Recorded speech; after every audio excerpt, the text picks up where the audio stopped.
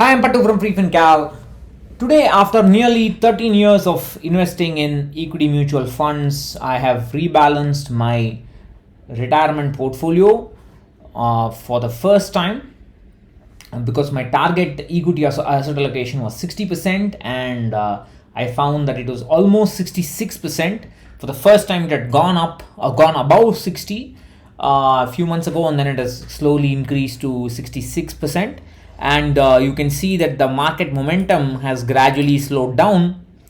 This is the 1 year rolling returns, and you can see the 1 year rolling return shot up after the crash, the yellow line, after March 2020, and you can see that the market has slowly reduced, moving up, and it is kind of more or less staying put.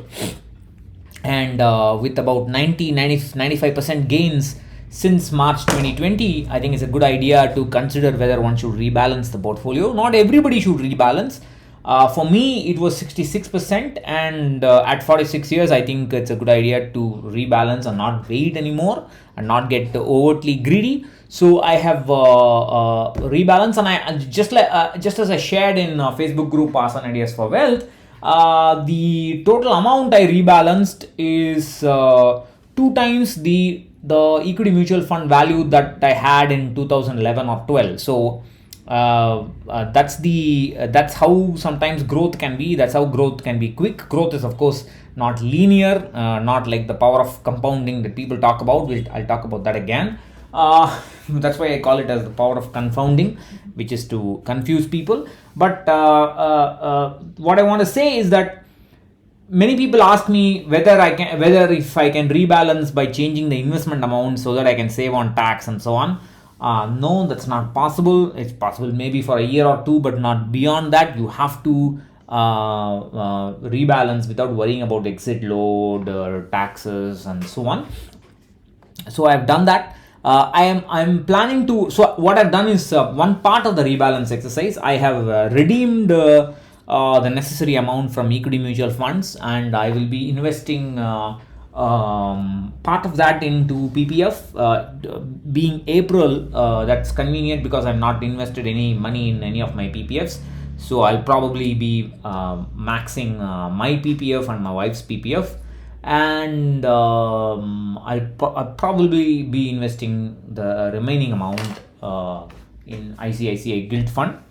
I will update that as and when I do that. So the question is, who should rebalance and who should not rebalance?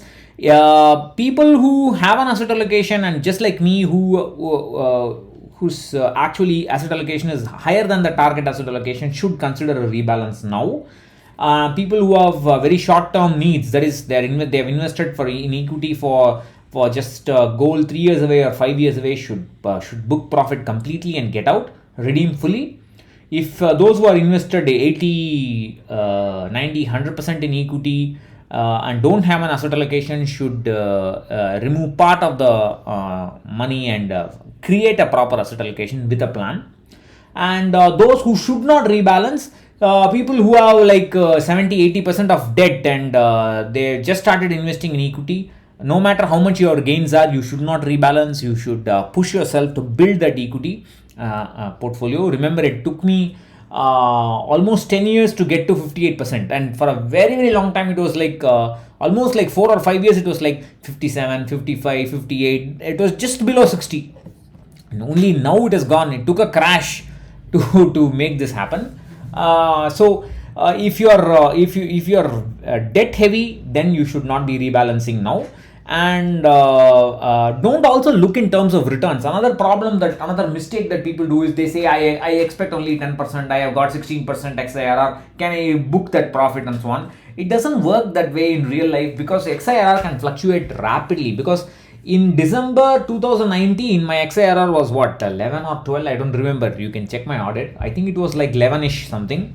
Then in May 2020, it crashed to 2.75%. And then from 2.75 it became 9%, 10% September, 10% December, and today it's almost like 16%, I think 15.5, somewhere 16% today, I think. So it fluctuates a lot, and you can't go by that for a rebalance, and it just doesn't make intuitive sense.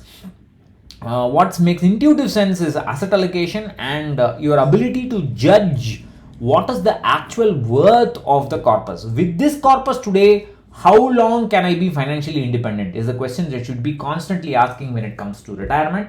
And for a goal like marriage or child's education, something like that, child's marriage, whatever it is, you must ask what is the service that I can pay for? How much can I pay for in terms of today's cost with the corpus? Those are the kind of triggers that you should use for managing your portfolio. And for rebalancing, of course, you should be using a proper asset allocation and a de-risking plan. Bye bye.